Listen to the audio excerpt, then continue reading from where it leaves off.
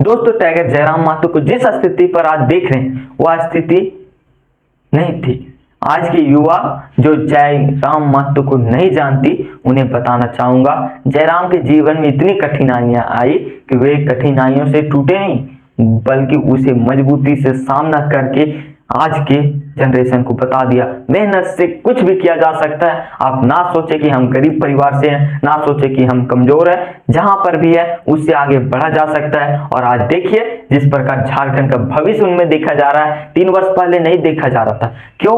इसके बीच क्या किए, क्या समस्या आई, उन सभी को बताने का प्रयास करूंगा। उनके जो संघर्ष भरी कहानी है उसे बताने का प्रयास करूंगा। आपके बदौलत हमारी यूट्यूब परिवार में 1700 सब्सक्राइबर हो चुके हैं, तो आप सभी को बहुत बहुत धन्यवाद और इसी तरह सपोर्ट बनाए रखें। Please like and subscribe. मेरा नाम हुआ अमन, मैं उनकी संघर्ष भरी कहानी को बताने का प्रयास करूंगा। या मुझे सौभाग्य मिला, बहुत बहुत आभार और हमें बहुत खुशी हो रही।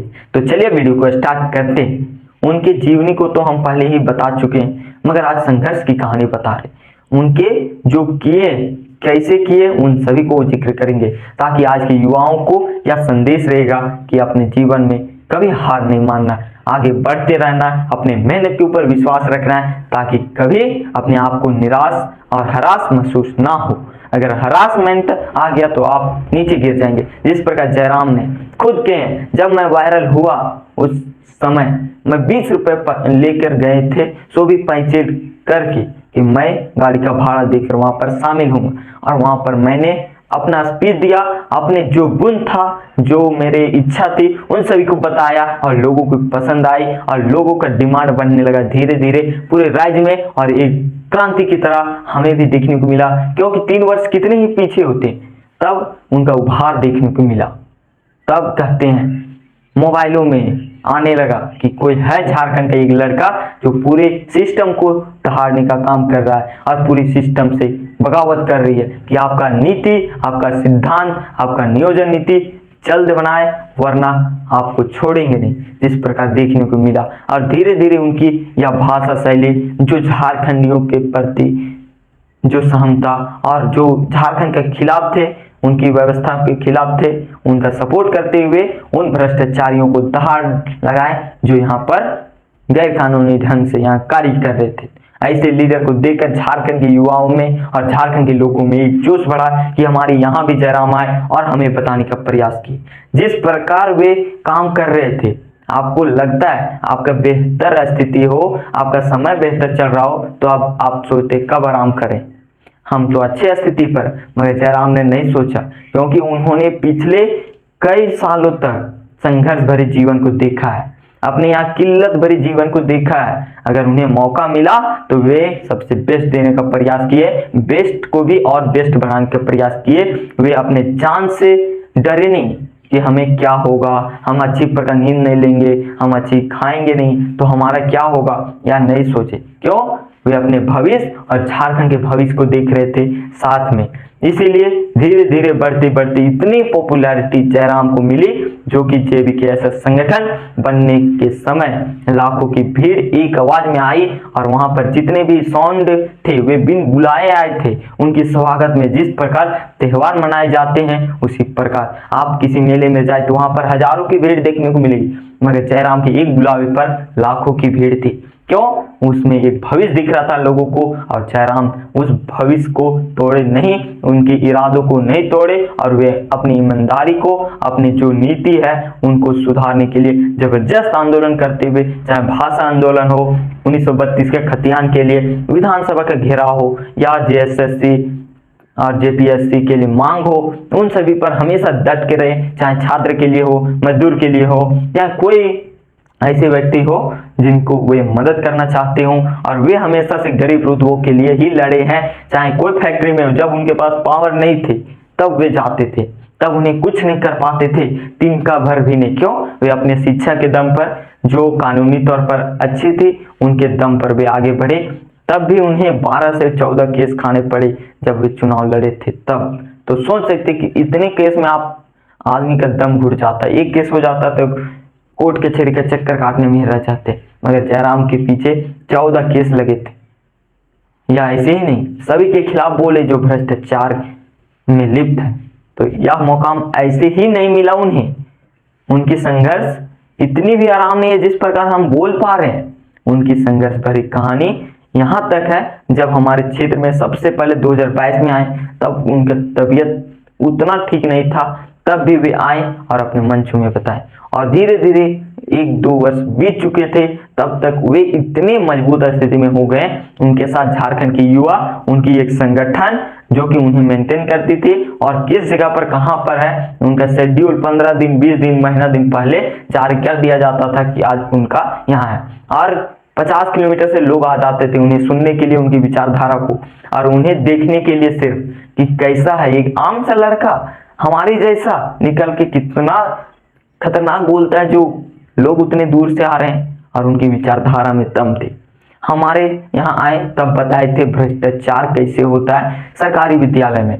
आप सभी ड्रेस के माध्यम से जानते होंगे कि उन्होंने कहा है आप हरा और पहले भूरा कलर का कपड़ा देखते होंगे स्कूल ड्रेस, ऐसा क्यों किया जाता है? उन सभी को प्रभाषित की।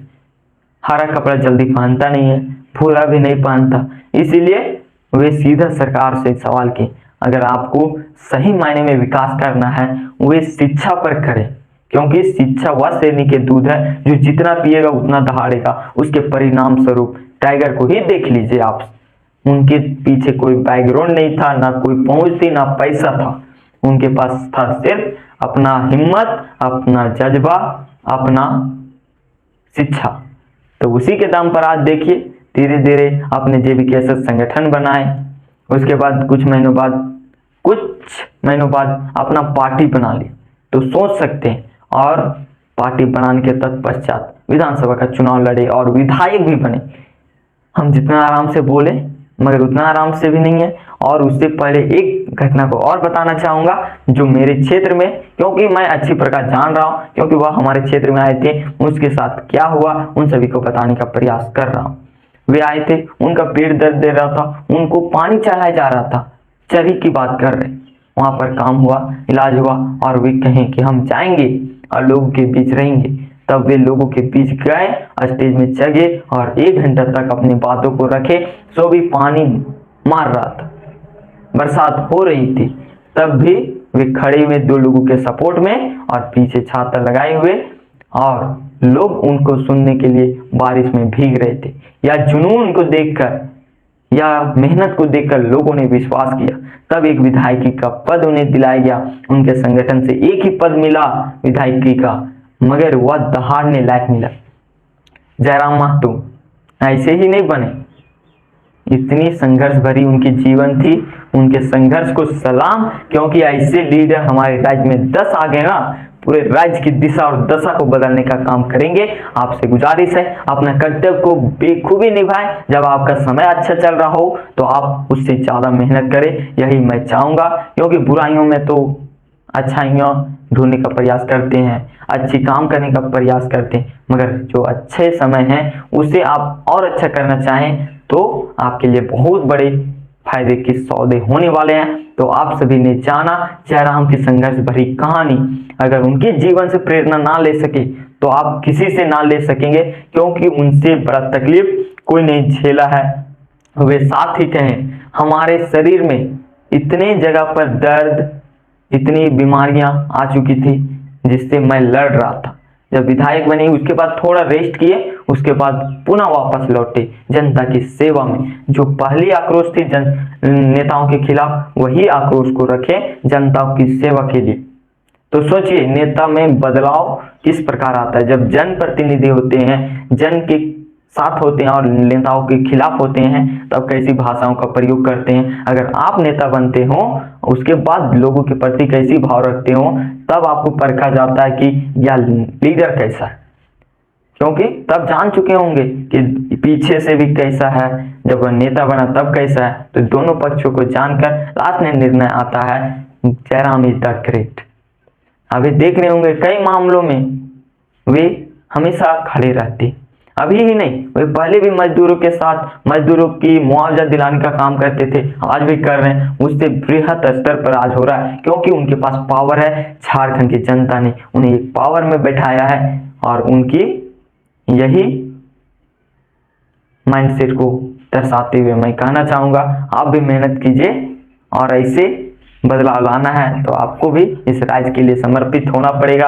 अपनी जान से भी बढ़कर अपने कर्म को प्यार करना होगा।